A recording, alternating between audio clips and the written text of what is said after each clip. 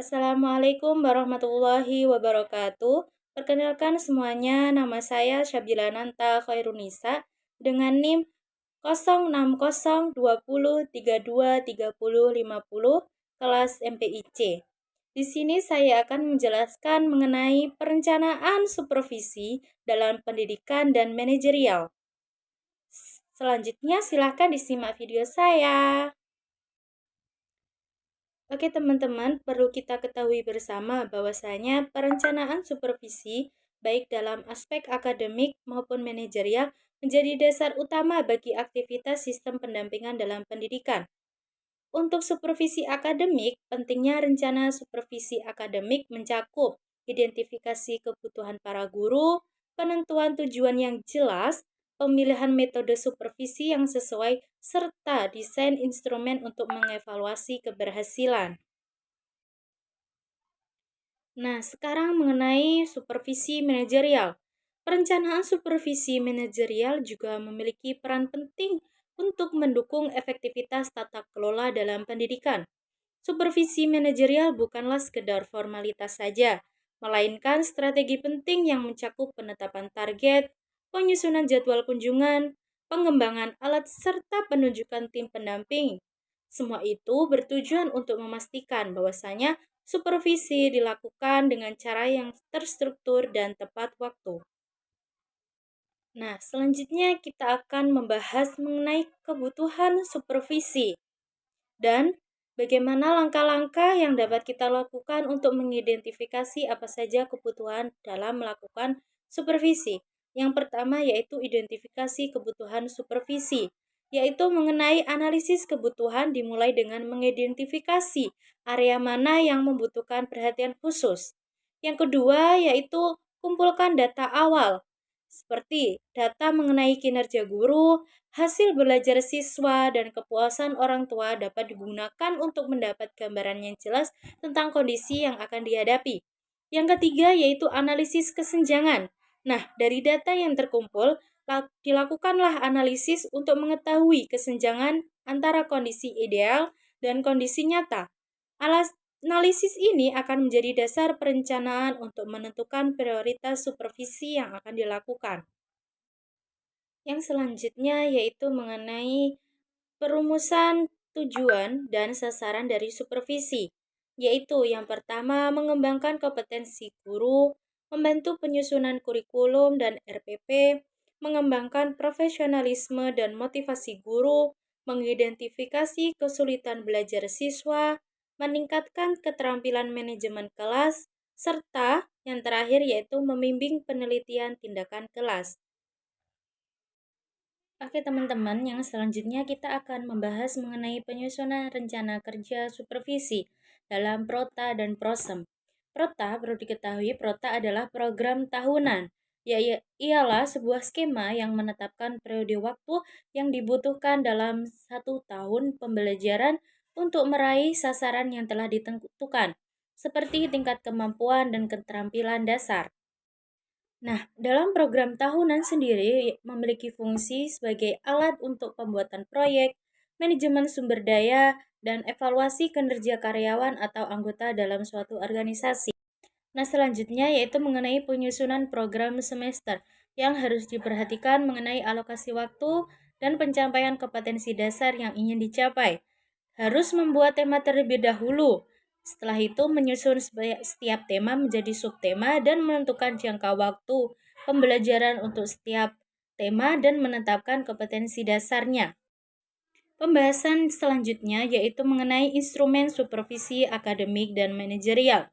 Yang pertama kita akan membahas mengenai instrumen supervisi akademik.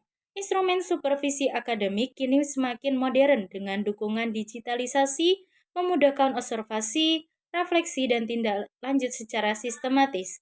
Menurut Nisa, menjelaskan bahwa ada 5 komponen instrumen supervisi akademik berbasis digital, yaitu yang pertama asesmen pra-observasi, yang kedua observasi, yang ketiga pemberian solusi, yang keempat refleksi, dan yang terakhir tindak lanjut.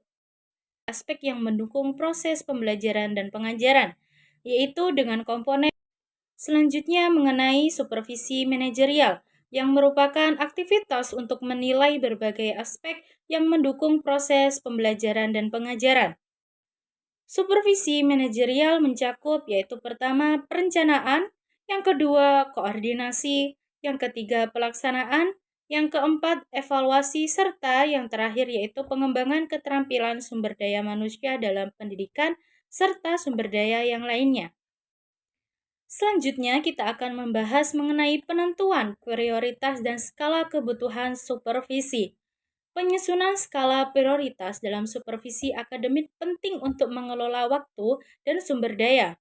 Skala prioritas membantu pimpinan madrasah ataupun sekolah dalam menentukan kegiatan yang mendesak, mencegah penundaan, serta menjaga fokus pada peningkatan guru, perencanaan pembelajaran, serta administrasi sekolah. Selanjutnya, kita akan membahas mengenai standar dan indikator kinerja lembaga pendidikan Islam. Secara umum, standar kinerja Institut Pendidikan Islam terdiri dari penilaian berbagai komponen operasional, seperti manajemen dan kepemimpinan berbasis nilai Islam, yaitu seorang pemimpin harus memiliki sifat amanah, adil, dan bermusyawarah. Yang kedua, kurikulum yang mengintegrasikan ilmu umum dan agama, serta metodologi pendidikan yang berorientasi pada Islam. Yang ketiga, kompetensi guru dan tenaga kependidikan dalam bidang pedagogik, kepribadian, profesional, dan sosial, kinerja guru, kualitas pembelajaran, layanan siswa, akreditasi, dan mutu internal adalah intrik yang digunakan untuk menilai. Dan yang terakhir, evaluasi diri madrasah atau EDM, matchmaking, audit, dan kolaborasi pengawas kepala sekolah adalah strategi peningkatan mutu. Selanjutnya kita akan membahas mengenai laporan perencanaan dan sosialisasi. Pelaporan supervisi penting sebagai dasar evaluasi dan tindak lanjut. Laporan harus berisi temuan dan rekomendasi serta disampaikan secara transparan. Namun, praktiknya sering hanya formalitas, fokus administratif, dan tidak mencerminkan kondisi real. Hal ini membuat tindak lanjut kurang optimal dan terbatas pada dokumen. Diperlukan perubahan pola tindak lanjut yang berkelanjutan, berfokus pada pengembangan guru dan kompetensi pedagogik. Keberhasilan supervisi ditentukan oleh kompetensi pengawas dan dukungan kepala sekolah. Kita memasuki kesimpulan pada pembahasan kita hari ini, yaitu perencanaan supervisi pendidikan dan manajerial merupakan fondasi penting dalam upaya peningkatan mutu lembaga pendidikan Islam.